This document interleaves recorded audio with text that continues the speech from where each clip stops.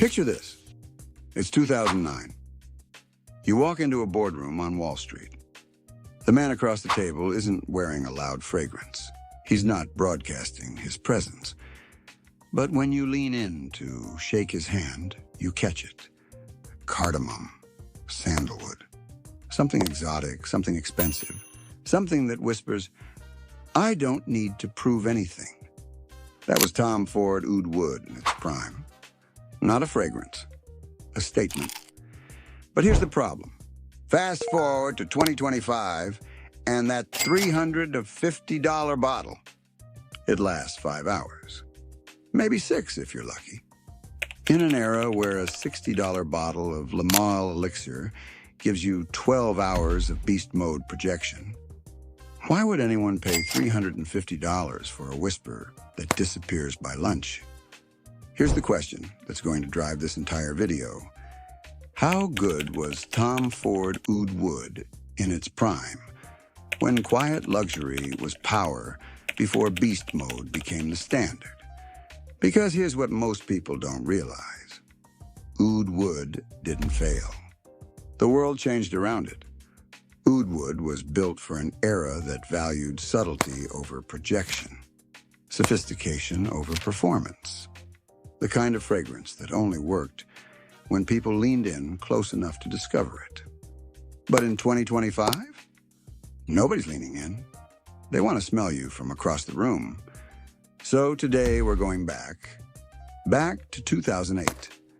Back to when Oud Wood wasn't just a fragrance, it was the blueprint for Western luxury oud. And by the end of this video, you'll understand why Oud Wood is both a masterpiece and a relic. Let's begin.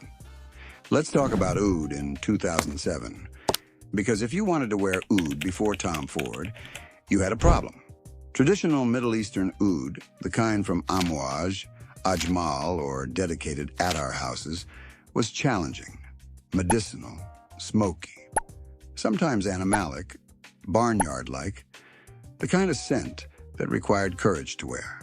It was potent, intense, unapologetically aggressive. And for Western sensibilities, it was terrifying. Here's the question. How do you make oud wearable for a Wall Street executive? How do you take the most exotic, expensive, polarizing ingredient in perfumery and make it safe?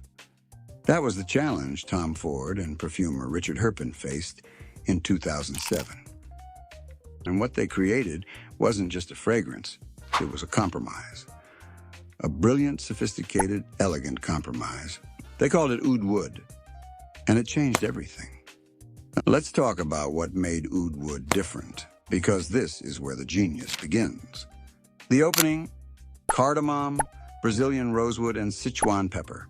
Warm, aromatic, spicy but refined. Not aggressive, not sharp, inviting. And then the heart, oud, sandalwood, and vetiver. But here's the critical distinction. This wasn't traditional oud. This was a clean, synthetic oud accord, smooth, creamy, almost woody in texture. It had none of the medicinal funk, none of the barnyard, none of the challenge. The oud wasn't even the star. It was a supporting character. The woods, the sandalwood, the vetiver were the main event. The oud was just texture, depth, a whisper of exoticism.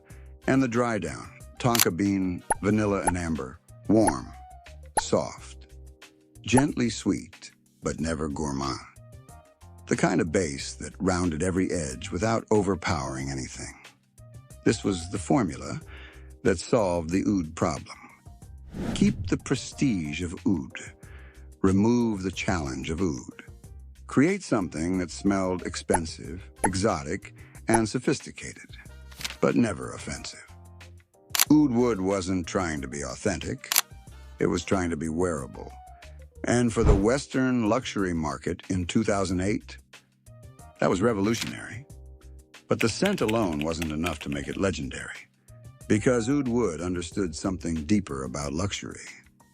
2007 to 2012, This was the golden era, not just for oud wood, for the entire concept of niche luxury fragrance.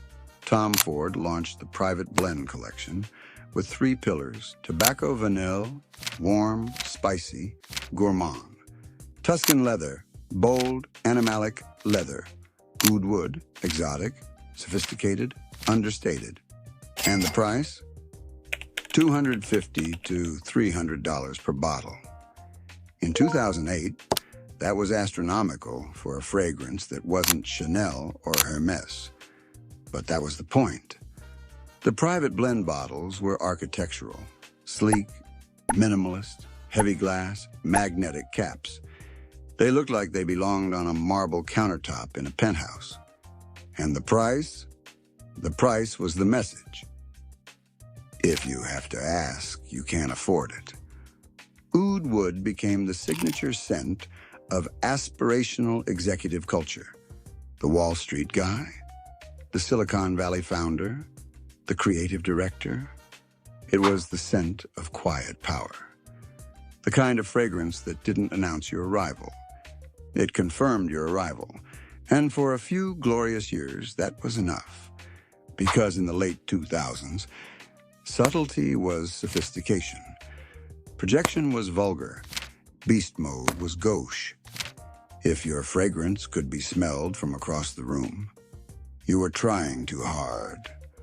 Oud wood was the antithesis of trying. It was effortless, and effortless was luxury. Let me ask you something. What happens when the world stops valuing subtlety? What happens when effortless starts looking like weak? Because by 2015, something shifted. The fragrance market started changing. Versace Eros, 2012, proved that beast mode could be refined. Dior Sauvage, 2015, proved that projection could be mass market. Le Male Elixir, 2023, proved that 12-hour longevity was the expectation, not the exception. And suddenly, oud wood's greatest strength, its subtlety, became its weakness. The complaints started rolling in. I can barely smell it after 2 hours. For $350, this should last all day. I applied 4 sprays, and it still disappeared by lunch. The performance problem was undeniable. 5 to 7 hours of longevity, moderate to soft projection, skin scent after the first hour. Here's the question. Is $350 worth 5 hours of performance? In 2009? Maybe. Because you were paying for prestige. In 2025?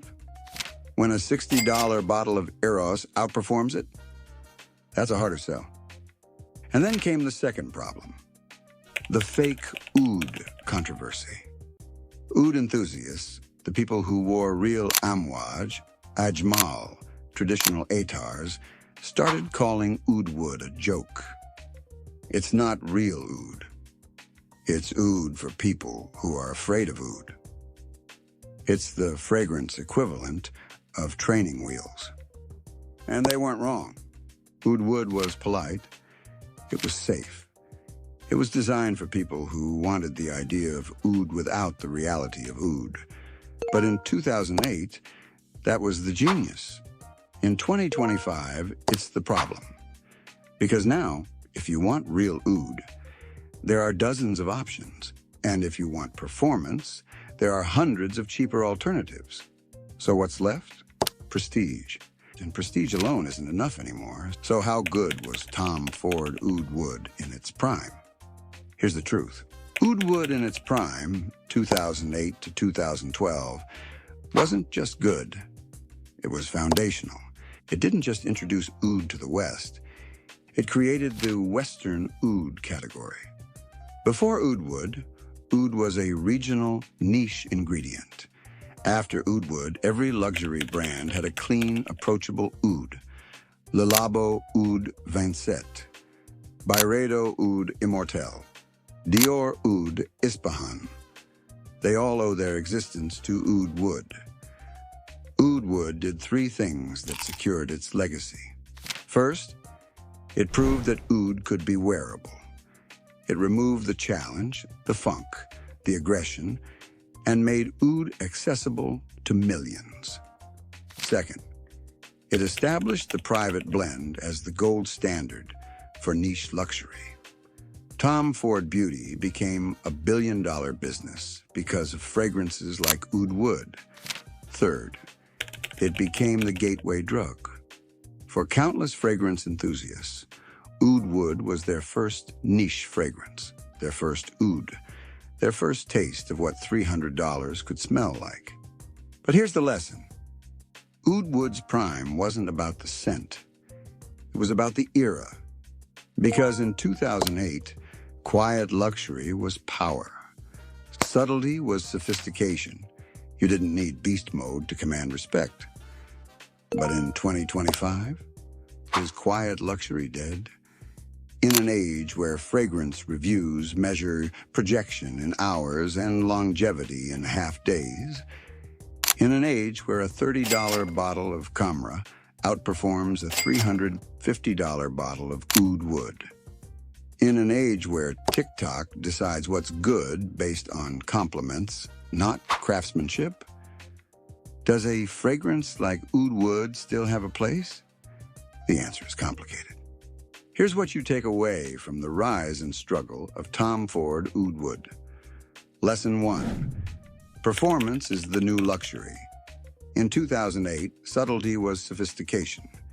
In 2025, subtlety is just weak. The market has spoken. People want longevity and projection, even at niche prices. Lesson 2. Creating a category doesn't guarantee dominance. Oud Wood invented Western oud. But the brands that followed, Le Labo, Byredo, even Middle Eastern houses going west, learned from its mistakes and improved on the formula. Lesson 3. Quiet luxury only works when the culture values quiet. We live in a loud era, beast mode, viral fragrances. Compliment King's Oud Wood was built for whispers, but the algorithm rewards screams. Because here's the deeper truth. Oud Wood didn't fail. It succeeded in an era that no longer exists. The 2024 release of Oud Wood Parfum, a stronger, longer-lasting version, is an admission. The original formula can't compete anymore. Even Tom Ford knows it. So the question isn't whether Oud Wood was good in its prime.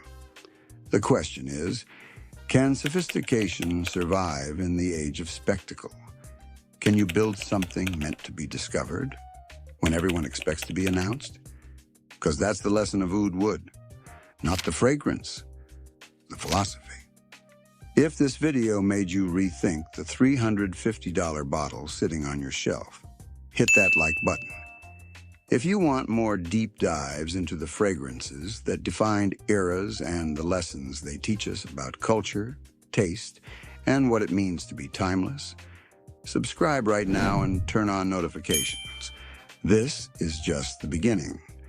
And here's the debate I need you to settle in the comments. Is Tom Ford Oud Wood a timeless masterpiece or an overpriced relic from a dead era? Masterpiece or relic? Drop your vote below. I want to know where you stand. I'll see you in the next one. Until then, architect your presence, not your performance. Join and subscribe to our community, The Fragrance Affair.